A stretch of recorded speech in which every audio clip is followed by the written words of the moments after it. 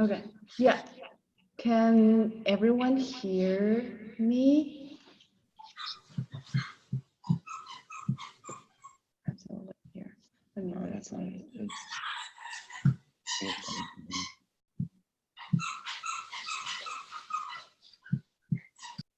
Do you want me to lift the meeting so there's no echo? No, you're fine. It's Sure. I think it's just this. Oh, no, you're right. It is. So it's mine. Okay, there it is. Yeah. So just do a test to see if everyone can hear me. Can you text in our chat box to say yes?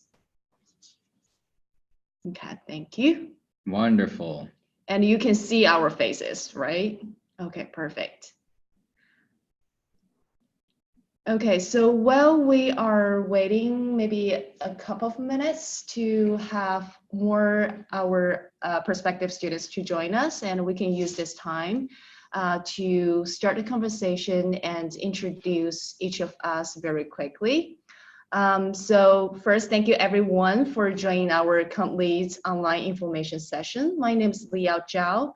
I am the head of outreach at Communication Leadership Program. And within my role, I help with the student recruitment, career development, and also make connections with alumni and our industries in technology companies or PR companies. And today we have my colleagues to join us, and Jazz and Heather on the other of the screen. I would let them introduce themselves very quick. Yeah, do you want to start first? Yeah. Hello, everyone. My name is Jazz Espiritu. I'm head of program affairs here at ComLead. That's very quick. Yes. Heather, do you want to go next? Yeah, hi, I'm Heather Werckle. I am the Assistant Director of Academic Services for the Department of Communication. And so I am the person who helps students through the admissions process and all the way through your degree and making sure you meet all your requirements for graduation. And thank you, Heather. And very shortly later, we'll have our faculty, Anita, to join us. She's currently wrapping up her class. She will join us in a couple minutes. But before that, maybe we can ask Heather to share a little bit about our history of Complete. For students who didn't get a chance to come to our in-person information, we can give you a brief overview about our program, and then we'll talk about our curriculum a little bit and step into your questions. So Heather, do you want to step into to talk about our program briefly first? Yes, so as we wait for you to type your questions, I see a lot of you have found the chat box already to answer whether you could hear and see us. So feel free to go ahead and start preparing and typing your questions in there for when we get to the question portion of this Q&A. So our program has been around for about 2 decades, started in 2001.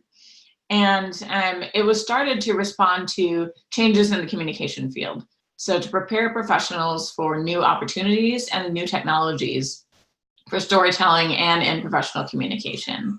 The program was started with just the 1 degree, the Master of Communication in Digital Media. And then in 2013, we added our 2nd degree track, the Master of Communication in Communities and Networks. And so we have these 2 degree options now under the larger umbrella called the Communication Leadership Program. Okay, great. Yeah, so I would say like within this 20 years, and we already have almost like 600 alumni, and they're working across different companies in different organizations globally. So for example, like every year while our alumni network is growing, I want to highlight 2 of our recent graduates. One is Tori, and she is cohort 17, and she graduated from MC in digital media this spring. And she's currently got a full-time job at Microsoft as a UX content designer. She's also served as our alumni fellows this year. So one interesting about Tori is when she got started at Microsoft, it was a contractor position. And then after working for a couple of months, they turned that into a permanent position for her. So that's good for her. And another example I want to share is, we just have our faculty to join us, Anita. Yeah, hi. Maybe I can stop a little bit and you want to just introduce yourself briefly? Yeah. Hi, my name is Anita Verna Crofts. I was just coming up from a final teaching session for our one of our 2 required core classes, Com Lead 501. The students were talking about their final leadership portfolios, which was wonderful. I can share more about that as the conversation unfolds. But I'm the associate director at Com Lead. I've been associated with the program since 2010. Teach both in the core and electives on listening and leadership, and really excited to be part of the conversation today. Okay, yeah, so thank you for sharing and welcome Anita to join us. So I can wrap up my conversation about our students. So another example is one of our students from cohort 18, her name is Acta, and she recently accepted a job offer at Werckle Communications as a senior account executive. And it's interesting because she got this job through our First Friday event, and which is a networking event that we connect our students with our key organizations. And I will share that a little bit later in our conversation. But now let's move back to Anita and to talk briefly about our complete curriculum. Oh, excellent. Thank you so much. As I said, I've been the associate director since 2010, and one of the roles that I get to contribute at ComLead is thinking deliberately about the courses that we teach and the faculty that teach those courses. And it's very true that when alums of the program and current students of the program are interviewed about what really stands out at ComLead for them, the dynamic nature of our curriculum is something that is raised quite a bit, and we take great pride in the curation that we do each year in terms of the courses that we offer, their relevancy, and also the responsiveness to the kinds of messages we receive from employers about skills that they want to see our students possessing. And so those curricular decisions that we make are very much guided by the 8 key curricular areas that as a program we have designed that our courses fall under. And so those curricular areas are ones that are evident on our website, but I just wanted to run down them quickly. We have 8 focus areas. Content strategy and user experience is one.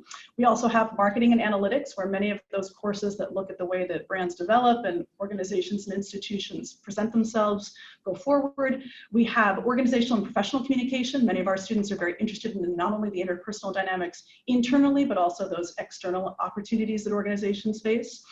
We have an ethics and law sub area. That's one of the key requirements of our program, and courses there. I'll talk a little bit more about one in particular coming up this next winter quarter, but very important. We've had an ethics requirement and a law requirement at ComLead since its inception nearly 20 years ago. So it shows how committed we are to thinking about technology situated through the lens of ethics and the law. We also have emergent technology. It's really important for us to be cutting edge, to think about what do our students need to know about, and how can we make sure that there are courses on VR, AR, AI in ways that situate them to have conversations and to build cross-functional teams where they understand not just the near horizon, but the mid-horizon and the long horizon. We also have a subject area, community and leadership, which allows students that have a real interest in deepening those leadership skills and thinking about the way we build community to excel in that area. And then finally, 2 more, storytelling, very much a central focus as the way that we think about how do we create change. We create change through actionable, impressionable, and memorable storytelling.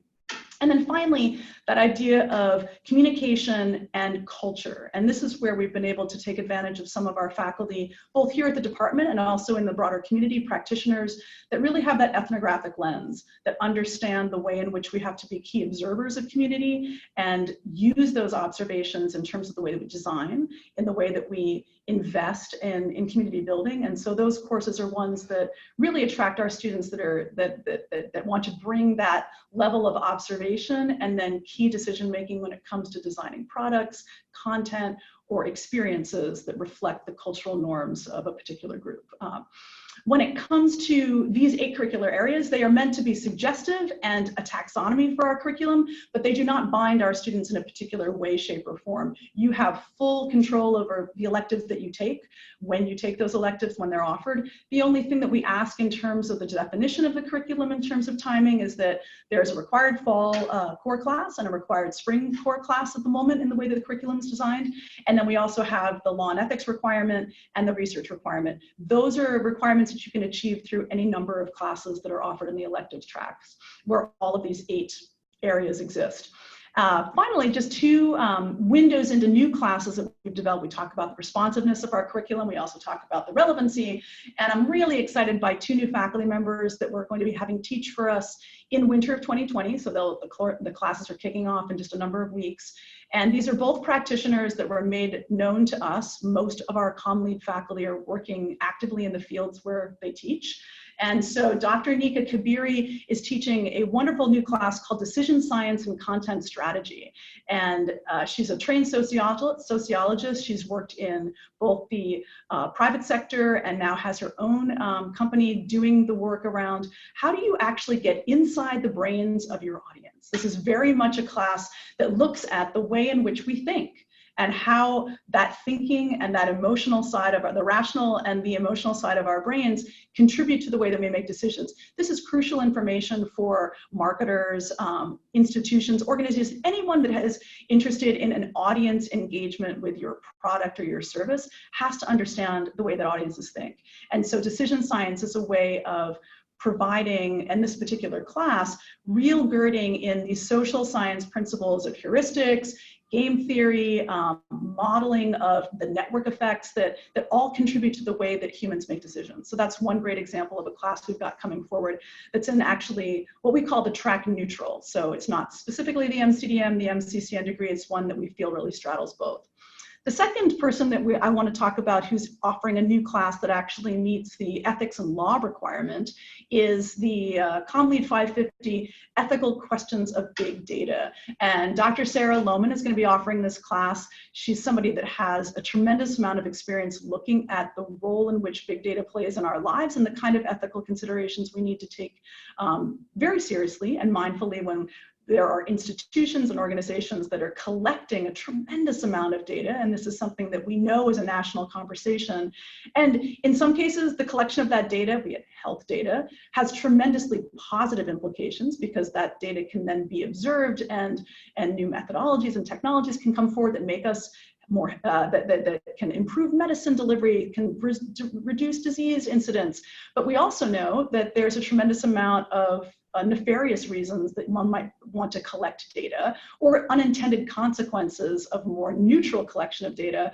And so this is a class that's really going to look at the new regulations and ethical considerations when it comes to securing data, intellectual property, and the challenge of data privacy. It's something that we've really been spending a lot of time thinking about in this program because we know that it's not unique to this nation. This is a global issue. We're interconnected around this. Data does not know borders and nationalities, and so it's important for us as an institution and a graduate program that really wants to develop the next generation of ethical global leaders to think about these things carefully. So that's just an example of two classes we've got coming up in the future. Okay. Thanks for sharing. And thanks, we see some questions on the screen, so maybe we can pause a little bit before we talk about our community and look at the questions. And other students, feel free to join us to add your questions in the chat box. So let's take a look at the first question. Was there one up there? Oh, so it's here. No. So a question for Q&A, are there any components of the application that you have observed are sometimes problematic or deserve some extra attention? For example, the designations for letters of recommendation or the personal state video clip? Yeah, I'm happy to talk about that a little bit. I think that I would start by saying, and this may be echoing, sorry I joined a little bit late, but when it comes to the application, we would love for applicants to envision it as a meal where each component of the application contributes to you feeling satisfied at the end. And in the way that you think about meals having different flavors, representing different tastes, different spice levels, different kinds, different timings. And so think of the components of the application as you want them to complement one another. You don't want your personal statement to be a rehash of your resume, and then the video to be a rehash of what your personal statement said.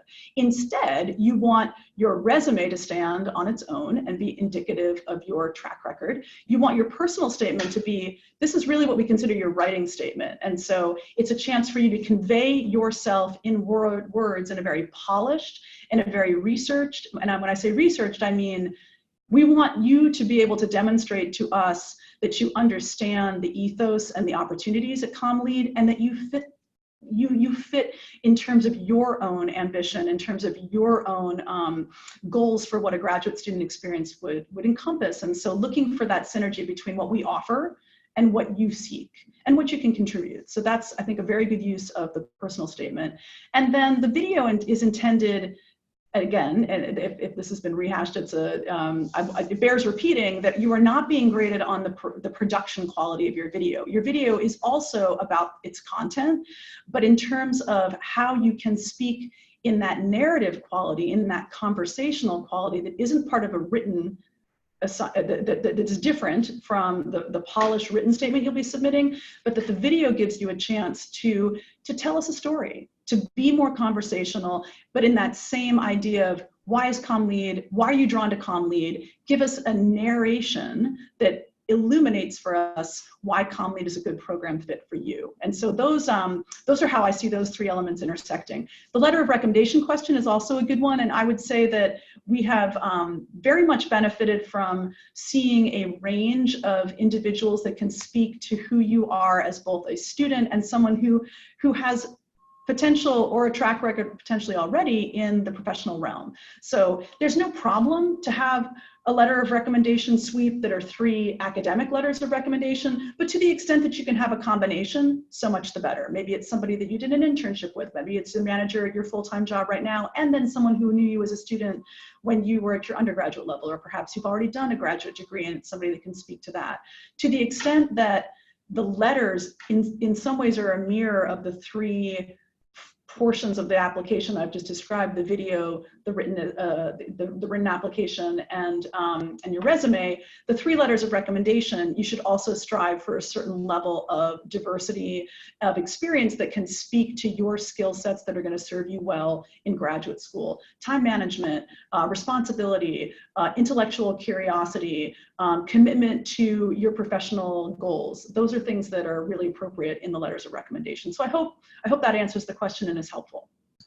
I want to chime in here too, Heather, and say that from the logistical standpoint, one thing that when you talk about it being problematic, waiting until the day the application is due to designate your recommenders is extremely problematic because they have to submit them by the deadline. So that's one thing, like, please be sure to enter those designations several weeks before the deadline. I would say ideally by the first week of January, so that your recommenders have plenty of time to get that email and respond to that link and submit your recommendation.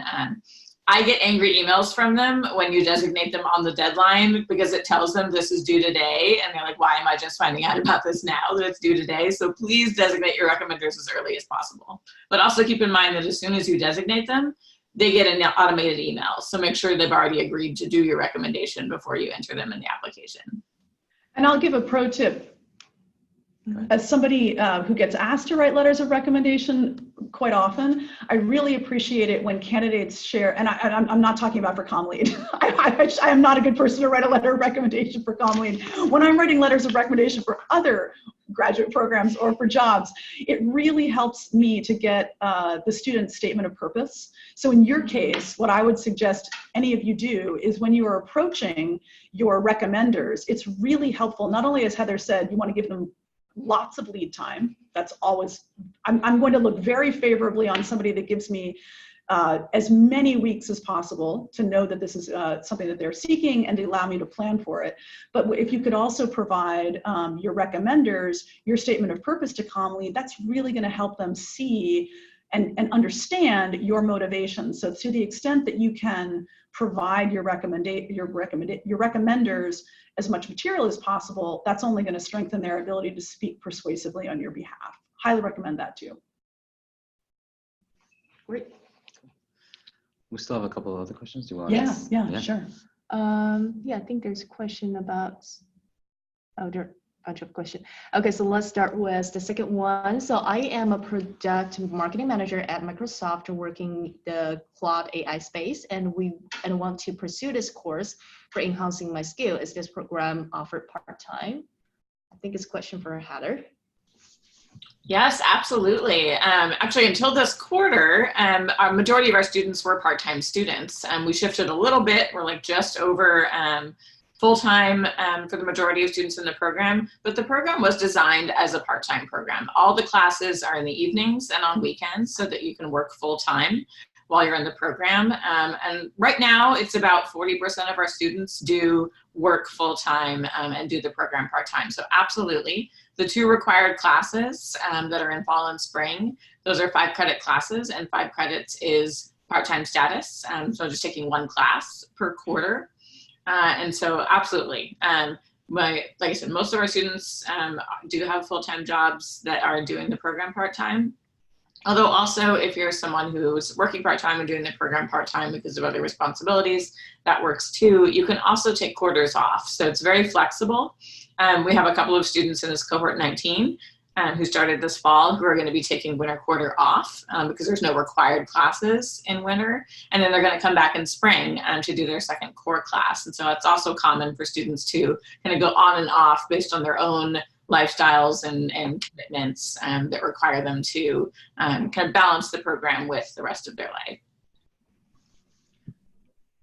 Thanks, Heather. Leah asked a great question about students leveraging portfolio pieces, specifically client portfolio pieces, when it comes to a job hunt. And I've got a couple things I'd love to say around that. It's a great question. To start, one of the distinguishing factors I'd say in the way that we think about the curriculum is not simply what I've outlined earlier in terms of who teaches and the kind of topics that we teach, but also the applied nature of it and the fact that client work is not uncommon when it comes to a CommLead classroom. And I was just actually, as I said, coming from a class this morning where one of our students shared that she's taking the class this quarter, an elective it's a new elective this quarter that's been very popular, storytelling for mission-driven organizations. And each of the students in that class were matched in small teams, three only, to clients who were working for mission-driven organizations. And she told this wonderful story about the three of them in her group met with their client as was required by the class. They'd met over the course of the quarter, but for the final presentation that just happened last week. And the client was so moved and so impressed by the work that they did around a social media strategy for his institution that he has decided to hire them all. And they are actually going to implement that, that strategy on behalf of the organization at a contracted rate. And so while that's not specifically a full-time job for all 3 of them, 2 of them already have full-time jobs. This is going to be an addition. And one of them, the person who shared this story this morning, isn't actually looking for full-time work, but this is something that she can add to her resume and her portfolio. This is a great example of the kind of caliber of work that's delivered, but then also the kind of unexpected and organic opportunities that come forward.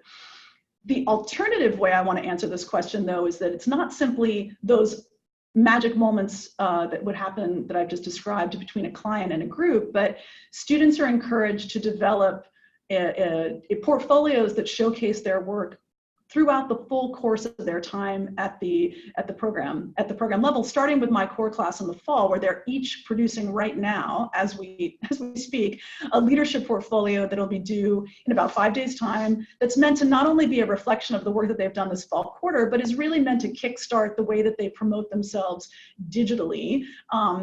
But also in ways that they can also appropriately use in person if they're talking to folks at our First Fridays or meeting with potential employers. But it's a way for them to not only archive their work, but really showcase it. And in the past, students have done this very intentionally on their, as they've worked through the quarter, as they've worked through their time at CommLead. Now we've actually worked to try to embed it into the actual delivery set for the core classes, knowing how valuable it is to have them.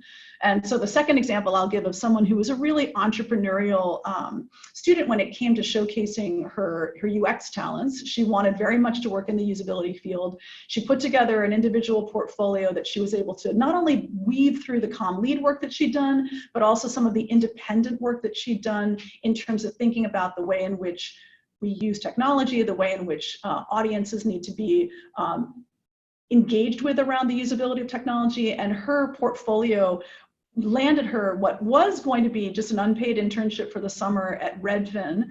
It turned into a full-time job. She's now been relocated down to San Francisco after 2 years with the Redfin office here in Seattle, all because of not only the drive that she had to really transform the work that she did at ComLead into a marketable skill and a job, but also the tenacity that she had in creating this tremendous portfolio that was not simply a combination, a culmination of the work that she did at ComLead, but a lot of her interests and independent work that came from both client access, but also just her own curiosity that put her best foot forward. And so I think that there are both these structured ways that the portfolios develop through the classes, but we also encourage students to be really accountable to their own development and learning, to use the resources here on campus for career development, and to not wait to develop those portfolios until the end of their time at ComLead, but now we're asking students to kick them off at the beginning so that they're building on them progressively through the quarters that they're with us, whether it's a year and a half, 2 years, 3 years, and can be marketable from the get-go. Awesome. So next question. So I graduated from school long time back with a letter of recommendation letters from my current peers and manager work.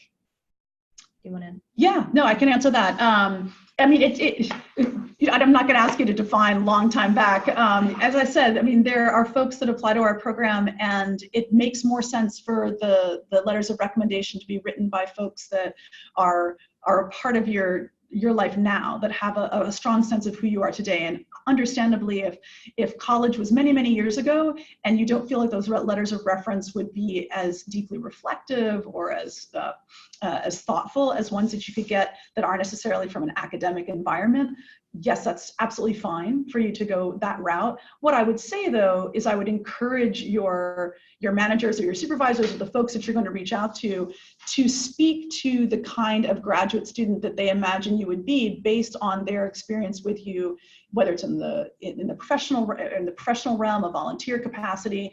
I think it would be important for you to convey to them what are the key skills that we're looking for in graduate students, and then have them speak to that, so that it may not be a classroom environment per se, but we know that in organizations and companies, we're asked to speak in public, we're asked to get things in on time, we're asked to write persuasively, we're asked to communicate with authority and research. And so to the extent that the recommendations, they still absolutely need to speak to those skills that are vital to a graduate student.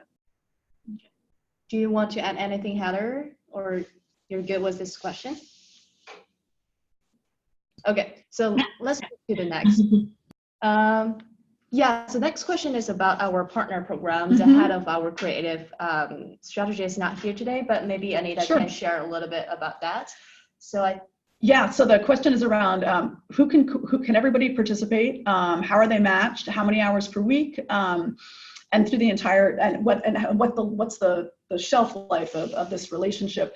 The short answer to the first question is yes, everyone can participate. The only caveat is that we ask students to have been in the program at least 1 quarter. So for instance, cohort 19, that matriculated just 10 weeks ago, they will be eligible starting in winter quarter 2020. So right now, as we've been putting forward opportunities for the partner program, cohort 19 are now eligible. So you have to wait 1 quarter. We want you to get a sense of the program, have a chance to acculturate into your coursework, and then dive into the partner program. Students are matched with client organizations by our head of strategy. There's usually an application process where you indicate not only your interests, but the skill set that dovetails with the need of those particular clients. And there's also a real intentionality to try to create cross-functional and also integrated teams where you might have someone that's really well-versed in something like video editing and somebody that's really looking to become more proficient in something like video editing, so that if there are opportunities for dual trio teams, that there's a compilation of skill sets represented. That's one of our intentions with the partner program, is it's got an opportunity for mentorship within the student populations, which is important to us.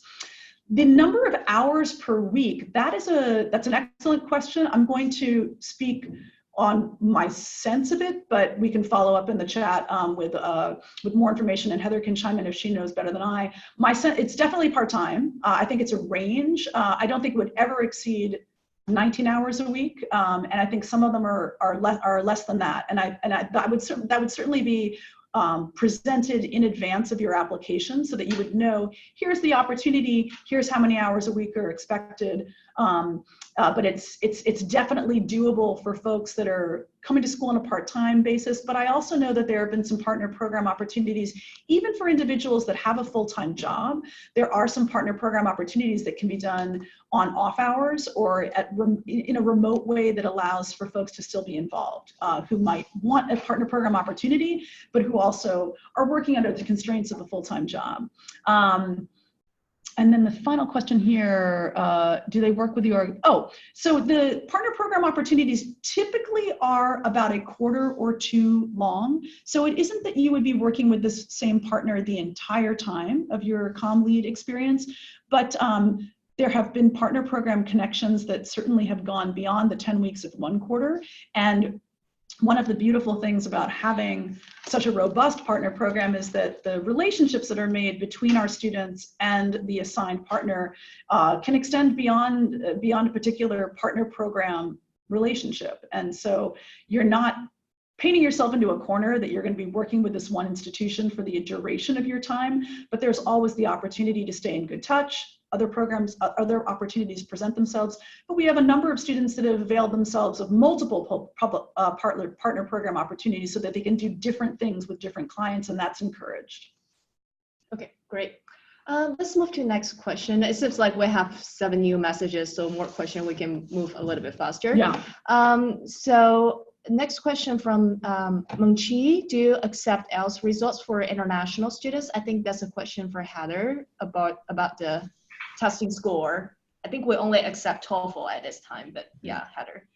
Yes, so I'm going to put in the chat box here our how to apply page, which please, if you haven't looked at that yet, review that. And on the prerequisites on that page, it has the link to the UW Graduate School's Memo 8, the Graduate School English Language Proficiency Requirements. So we don't have any separate program requirements. We go by the University of Washington Graduate School's requirement. And they do not accept the IELTS. They stopped accepting the IELTS as of June 1st, 2017.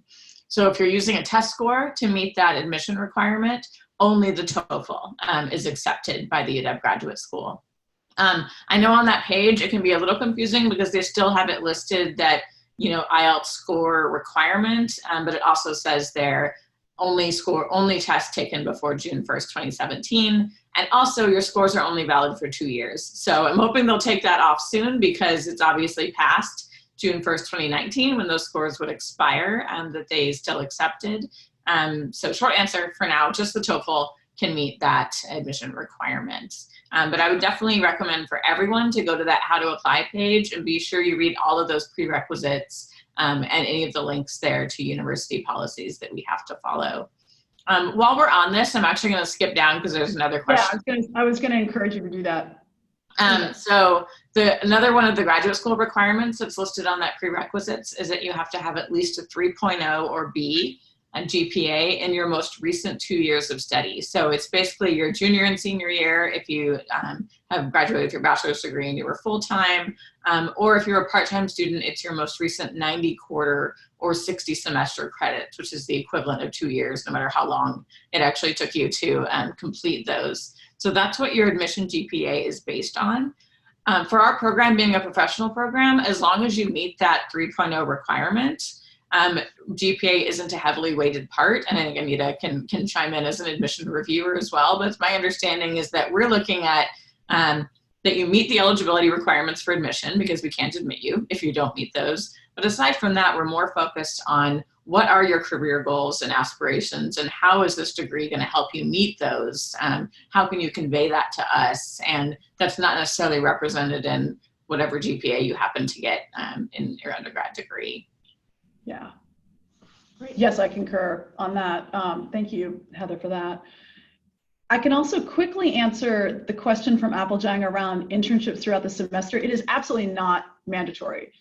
Seeking an internship while at CommLead is entirely at the will and pleasure of the particular student. We will cheer you on if that's something that you want to do. We will connect you as best we can with not only our robust alumni network, but also the practitioners that teach for us, as well as the the guest speakers that come through your classes. So there's no end to possible routes towards an internship, but absolutely no expectation. It is not a requirement of the program. The other excellent question from Sagar Vora is around how easy it is for international students to get job opportunities with the H-1B visa. And there's no question that this is a challenge.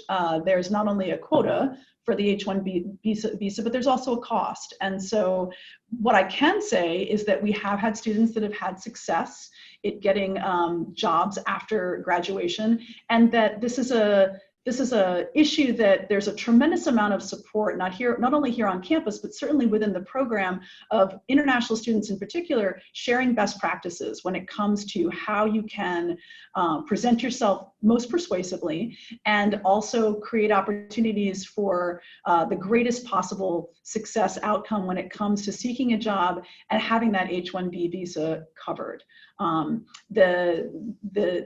It's nothing that can be guaranteed, but we certainly have alumni that can act as those shining examples of individuals who, after completing their degree here, were able to create opportunities to get either internships that evolved into full-time jobs, and got the coverage for the visa.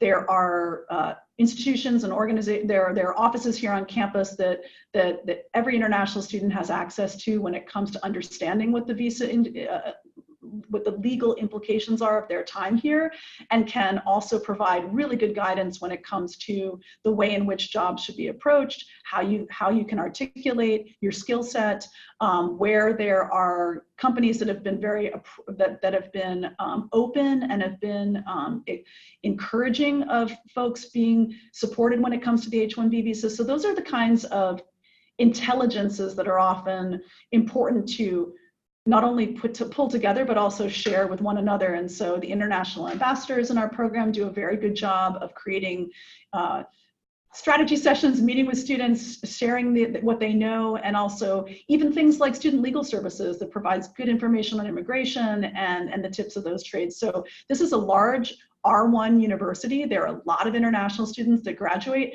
but what that means is that there are also a lot of support networks. And so not only does ComLead work really diligently to make sure that our international students connect well with one another and have support networks, that we try to make what we know is an uphill climb a little bit less taxing. And hopefully it's in our best interest to make sure that you're as successful as possible in the job hunt too. So we have a vested interest in making sure you have that support.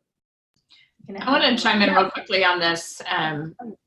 Yeah, just to remind everyone watching too, is that even before you would even get to the point of applying for an H-1B, you have 3 years after you graduate, because both of our degrees qualify as STEM degrees. You get the regular 12 months of OPT where you're allowed to work after you graduate. And then you also get a 24-month STEM OPT extension. Right now, we can't promise that the government's not going to change that requirement. But as of now, when our students graduate, they can work for 3 years before they even have to worry about the H-1B process. Yeah. Okay. And just at night for international students, so next Friday, Seattle time, December 13th, we'll have a online session, especially for international students. And we'll invite some of our ComLead students and alumni, international ambassador, to join us for that conversation. And so they have either internship opportunity experience or full-time work experience in the United States, so they can share with you more about their experience and how they are getting through the OPT and H-1B visa. And other than that, I would say for our international student ambassador, they will host 2 sessions in December and also January on WeChat and Zoom. So they would talk about their experience as an international student at ComLead. So if you want to join, you can just send me a message and I can send you the link on WeChat or on the Zoom link. Yeah, so great. Yeah. Heather, you want to answer the question about the translation of the school transcript? Yes. So you're only required to upload unofficial transcripts in the application. So please, number one, don't mail anything. If you mail something, we just have to destroy it. So we can only consider materials that are uploaded in the online application. In that doesn't have to be a scan of an official transcript. It can be whatever your school's web portal academic history is that shows the classes you've taken and grades received, just something that originates from your school. That said, it does need to be in English because we do need to be able to read it, both the admissions committee and the graduate school. So some students whose school does not provide an English translation for transcripts, and some schools do that, but if they don't, then students have uploaded a WES certification report along with their transcript, or some other agency evaluation of your transcript. That will work. As long as there's something that is in English that shows the classes you took, grades received, and any degrees that were granted.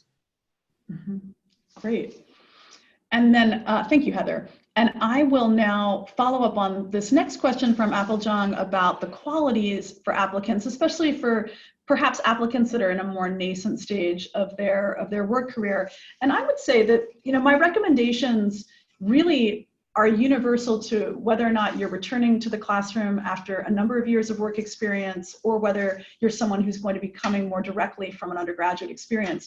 What distinguishes a strong application is one that has clearly done their research on CommLead and can speak very deliberately to why this is the right graduate program and the right time for this particular graduate program in your career.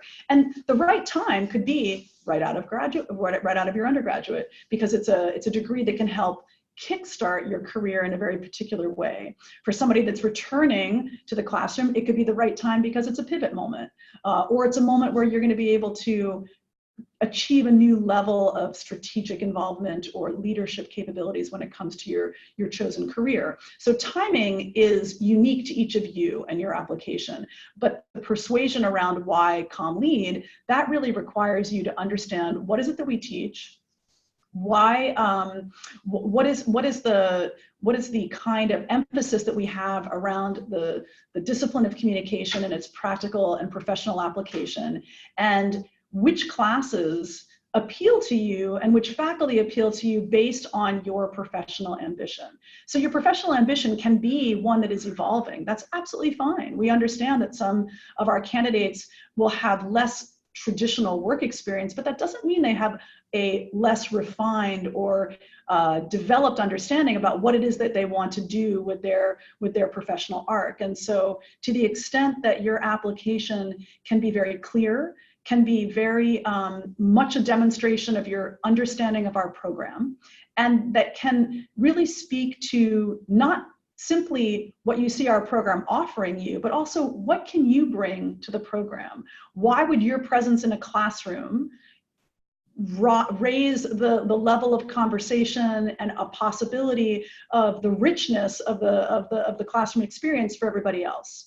We're really looking for both that alignment around understanding of the program, but also what are the key contributions that you would like to make while you're there, and that you see CommLead as benefiting from your presence. So it's definitely a reciprocity. What can we provide you, but what can you also bring that's unique, that's exciting, and that would really enrich this cohort that we are building, because we build a cohort when it comes to the application and admissions process. We're looking to bring together a collection of individuals who have a variety of interests and understandings and appreciation for communication in its many forms, but at the same time can complement one another and really bring a diversity of thought, idea, background, and approach to the discipline. Heather, I don't know if there's something you'd like to add. You've always got good insights on these two. Yeah, I was just going to say that was an excellent segue to this next question, asking about submitting the application early and receiving the decision early. As Anita said, in the admissions process, we are building a cohort. So applicants are not considered as an island. They're considered in relation to everyone else who's applied, so that we can have that breadth of experiences in each given cohort. So because of that, the application process is very structured. It doesn't happen until after the review process doesn't happen until after the deadline, so that all applicants are considered as a single large pool and are looked at by the review committee. And then we decide on the cohort as a whole. So it's not, is Jane Doe getting into the program? It's, which of these 300 people make sense together and make sense for the program, you know, as a community, as a bigger picture. So no, you cannot get a decision early, but we were like, that's not a bad thing. And we say the end of March, but that is a final, you know, last possible date. Our goal is actually to get decisions out sooner than that. But as it's part of a whole application pool. So we have to wait to consider everyone until we have everyone's applications. Or should I just jump to the next one? Oh yeah, you almost gave a nod to it here in your last statement. Oh, so how many applicants you received? We won't know until the deadline, obviously, but last year we got, I think it was about 340 applications for the program. It's gone up every year for the last 5 years. So who knows what's gonna happen this year. It has consistently been increased every single year for 5 years straight now. So I expect we'll probably get a little more than that. Hopefully not too much more, because the more we get, the more Anita and everyone else has to read. But yeah, around there, and really we're looking at a similar size cohort though. Our cohort every year is around 90, give or take a bit. And so we tend to offer admission to 110, maybe 120 students in order to get that cohort goal size. So that's kind of what it looks like. Again, we don't know how many people are going to apply, but we know pretty much around the number that we're going to offer admission to. Yeah. There's a question about how many classes a week you would take as a full-time student. And I would say, Heather, my response to that would be traditionally you would take 2. So that 2, and I'll explain a little bit more. So most of our classes at CommLead are offered once a week in the evening between 6 and 9:50 in the evening, Monday through Thursday. We don't have classes on Friday evenings. And a full-time, a 5-credit class, which predominantly our courses are each 5 credits, would happen once a week over 10 weeks, fall, winter, spring quarter, and then we have a selection, a smaller selection, but a selection of summer classes as well. That, for a full-time student, 2 of those 5-credit classes would constitute full-time. So potentially you would have a class on Monday evenings and you would have a class on Thursday evenings.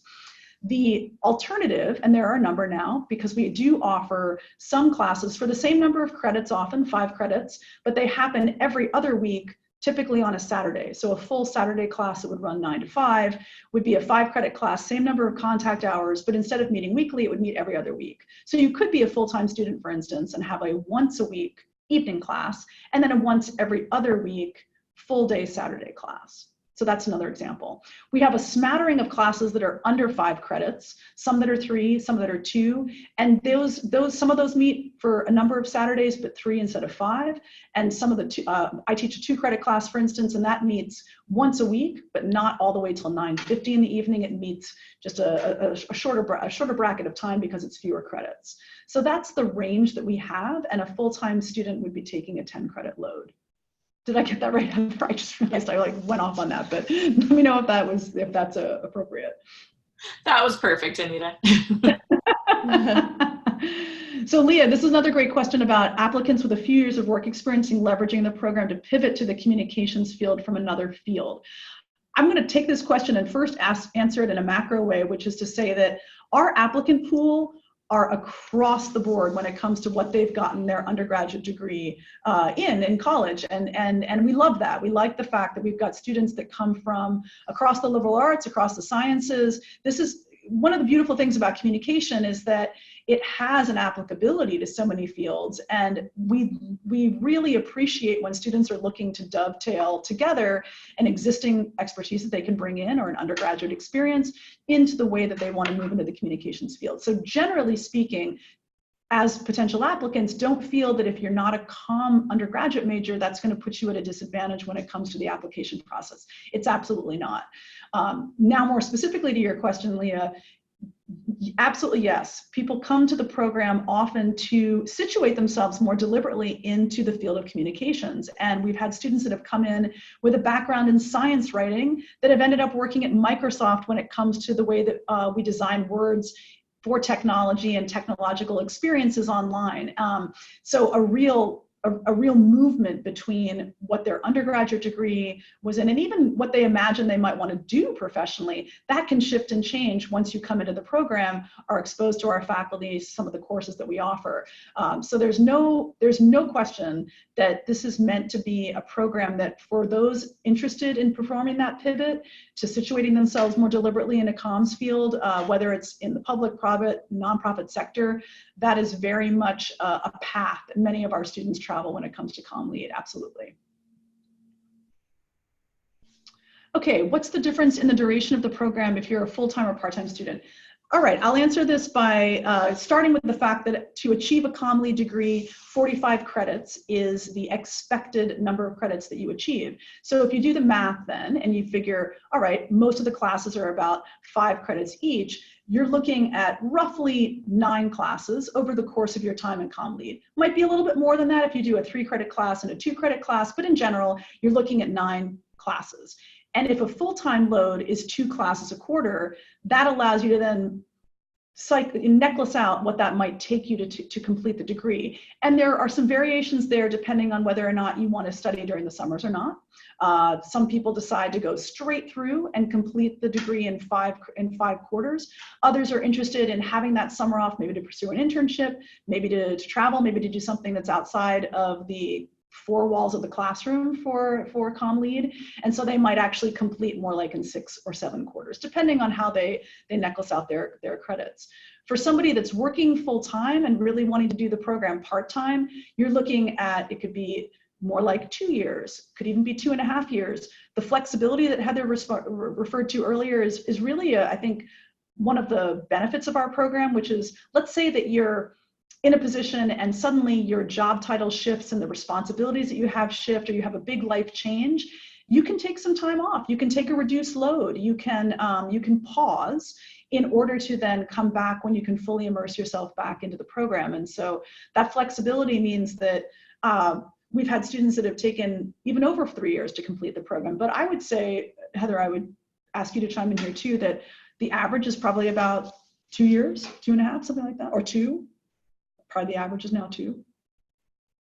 Oh, Heather's just, yeah, she's just. Yeah, so I just put the TLDR in the chat. Yeah, 18 months and 2.5 years for part-time. Perfect. Yeah, so most students finish in 18 months, so they finish in winter quarter of their second year. Yeah. Most common Right. people to take summer off Yeah. between their first and second year. Yeah. And then part-time students tend to finish in about 2.5 years.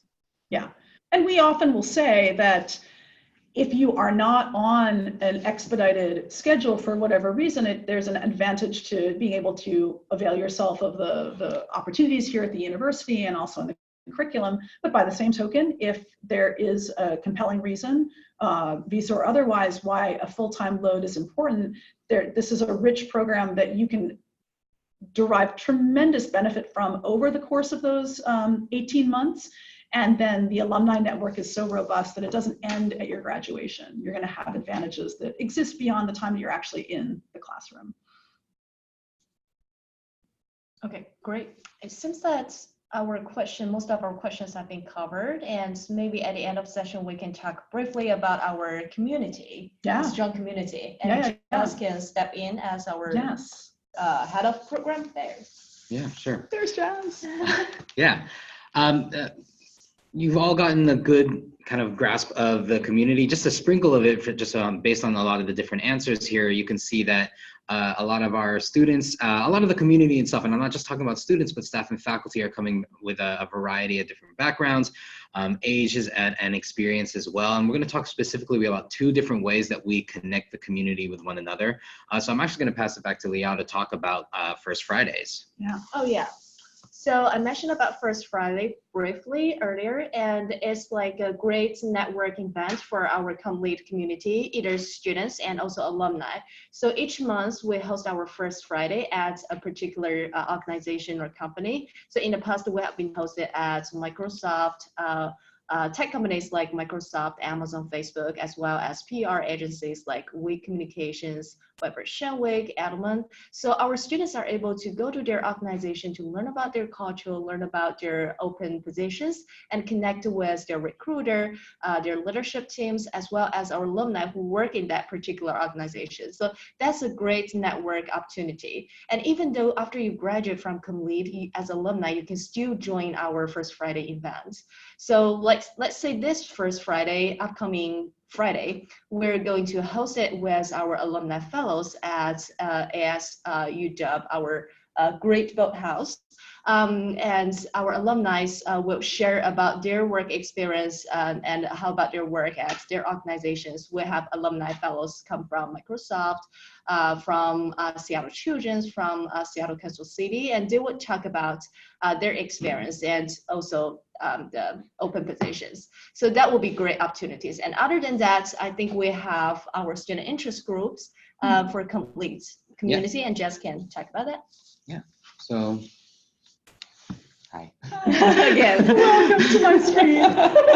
Okay. So a fun and innovative initiative that we took on this year is ComLead student interest groups. We saw a number of a lot of our ComLead students who have a lot of passions and a lot of hobbies that are all connected together, and bringing together a lot of other classmates and cohort mates to take that on as well.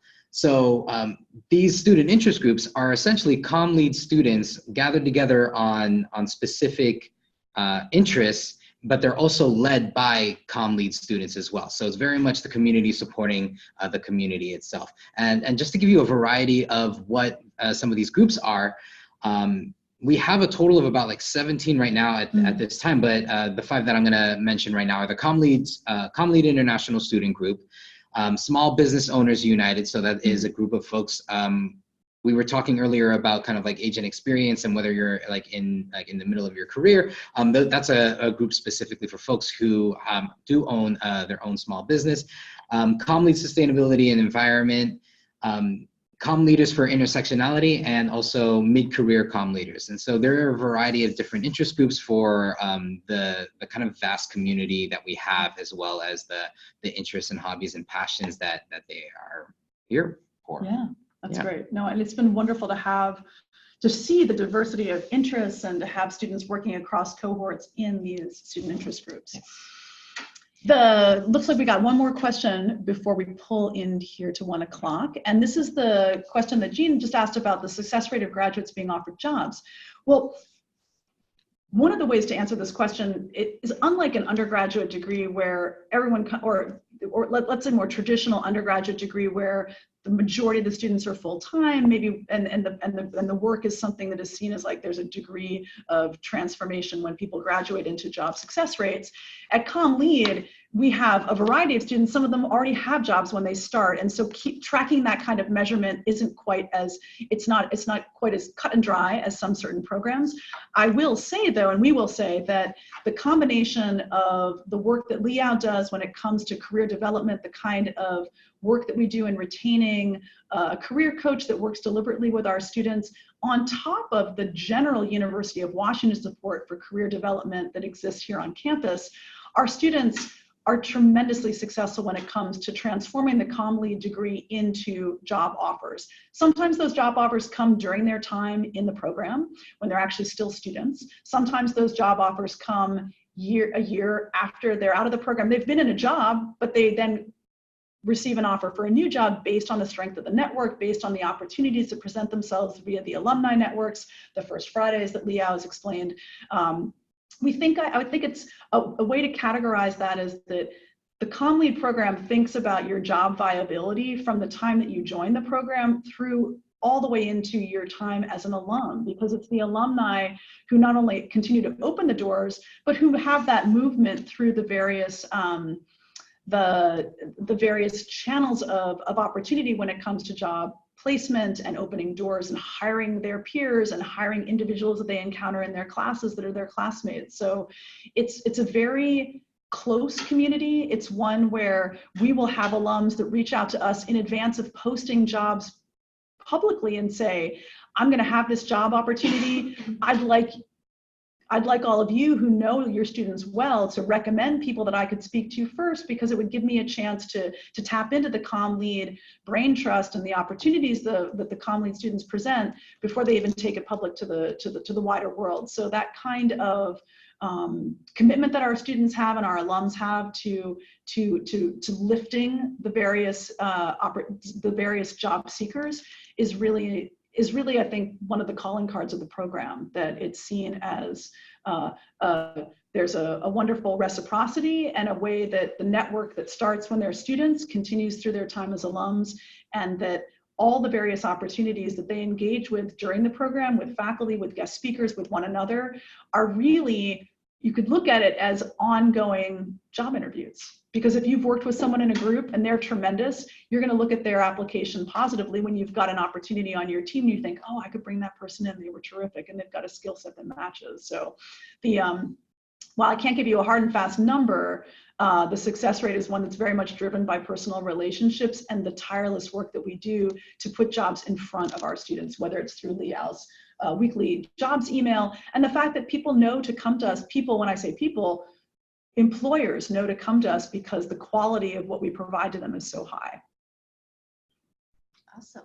It's 1 o'clock, so Yes. Let's wrap it up. And so if you have more questions, you can contact us via email, and also just let you know that we'll have another online info session on December 13th for international students, and for all the prospective students, another one in January 7th, 2020. And also, you're welcome to follow us on social media to get authentic experience about CommLead. Welcome. Yeah, in fact, yes, our Instagram handle should be, there was lots of posting happening this morning in the class. So yes. there should be some good stories coming out on that right now. Okay, great. So let's stop here, and we'll keep connected with everyone in different channels. Yeah. Thanks so much for joining. Bye.